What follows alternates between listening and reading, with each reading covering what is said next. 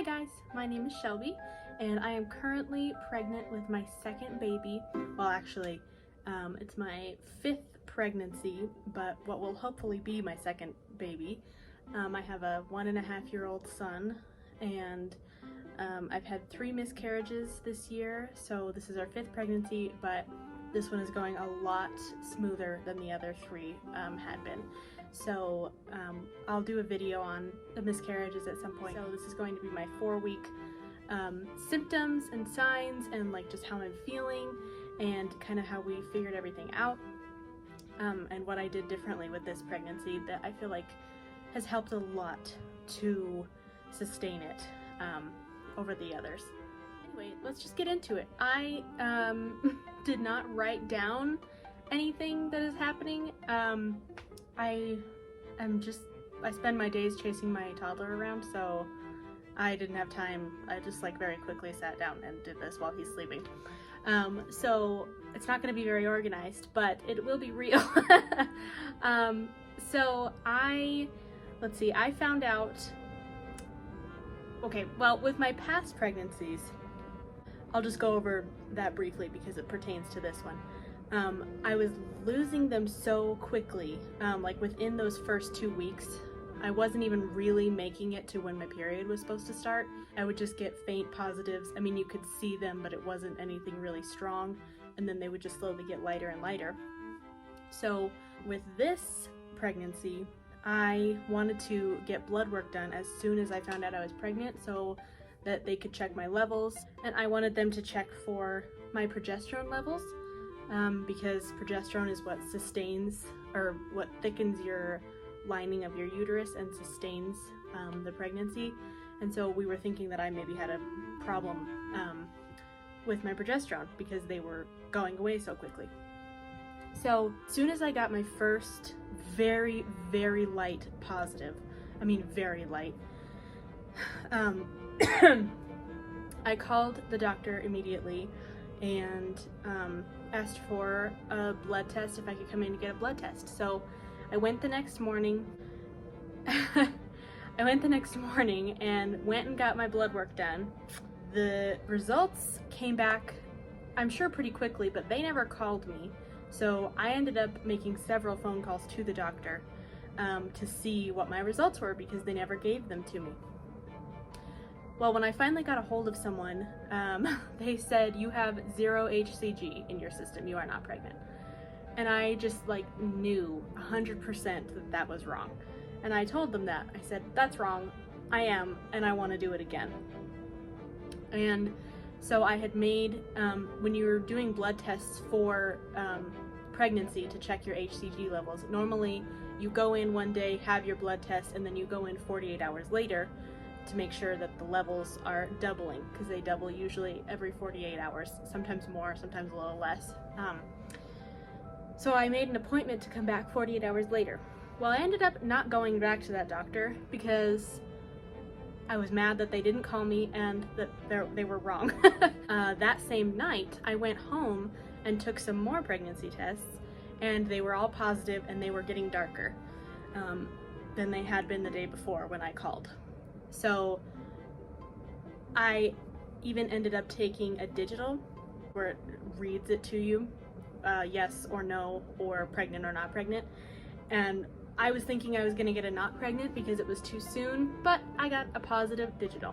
It said pregnant, like an hour after I got off the phone with the doctor who said I was not pregnant.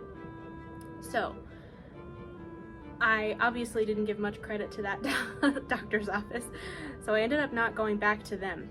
But because I was pretty sure that the reason I was losing my babies was because of progesterone, I kind of just took matters into my own hands with the help of my mother, and we went and got Progesterone Cream from a natural, I think it was Vitamin Cottage or something, or Natural Grocers or whatever.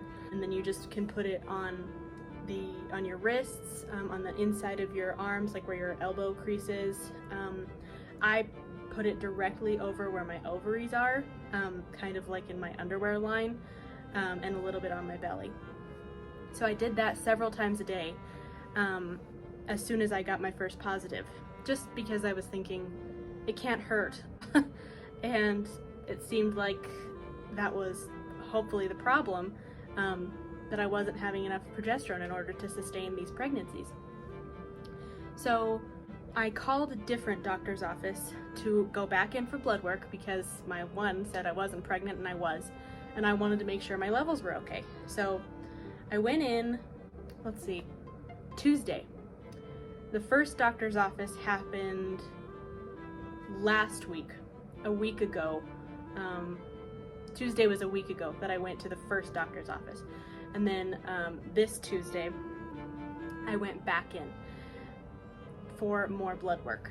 And by that point, I had actually made it to where I missed my period, which had not happened in the previous pregnancies. My period was supposed to be on Sunday, and I'm assuming because of the progesterone cream. That's the only thing I changed. It continued and went past my period and never started, so everything seems to be going good.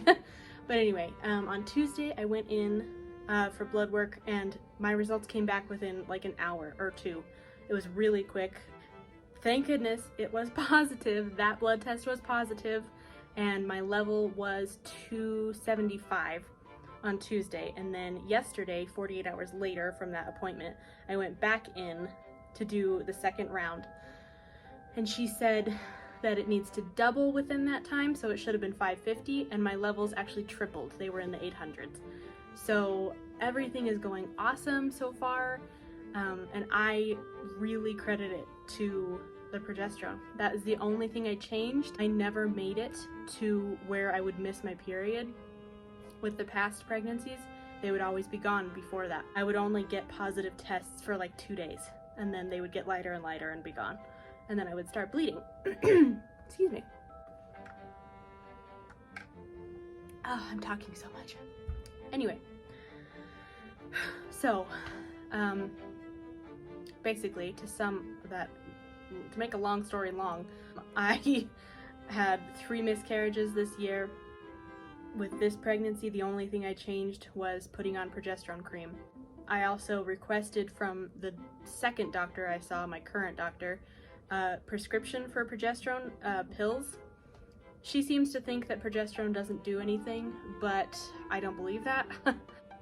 It's the only thing I've changed, and it makes sense because that thickens the lining of your uterus, which is there to help the baby stick. That my progesterone levels were not at the point where I needed them to be. It was enough to ovulate, obviously, but then it would go back down rather than going up and maintaining. So anyway, I have many positive pregnancy tests and now a positive blood test from my current doctor that says that my levels are tripling and doing awesome. So I am 4 weeks and 4 or 5 days today, I think. Yeah, I think I'm 4 weeks and 4 days today. So with my first baby, my son Jax, his pregnancy went completely different. I didn't have any like troubles or complications or anything with him. It went super, super easy, totally healthy. I had no problems getting pregnant at all. So with him, I had implantation cramping from like 4 days before what I thought was going to be my period because I didn't know I was pregnant. We did try, but I thought it didn't work until my period didn't come. And then I took more tests. But I had implantation cramps way before my period didn't come, like 3 days before. And I thought they were period cramps, so that was even more like evidence to me that my period was coming and I was not pregnant. But it did not come, and turns out those were implantation cramps that lasted for 2 months about. I was absolutely ravenous. I had to eat every 5 seconds. Very tired. What else? Well, the point is, this pregnancy so far is completely different from my son's. I don't have any cramping whatsoever, not even a little bit. Like I said, with him, I was totally ravenous, hungry all the time. I'm not really hungry at all with this baby. I have to remind myself to eat. And that's really not like me, even just like as a person. But especially not when I was pregnant with him. I was starving to death all the time. And I just don't care. to eat during this pregnancy, which is weird. I am extremely tired. In the afternoon, evening, like at like 6, I get so tired. I want to, like, I could literally collapse. I've been just getting into bed at like 6:30.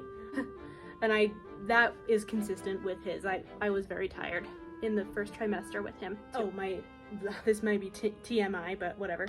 My sex drive is a lot lower with this pregnancy. It was way higher when I was pregnant with my son.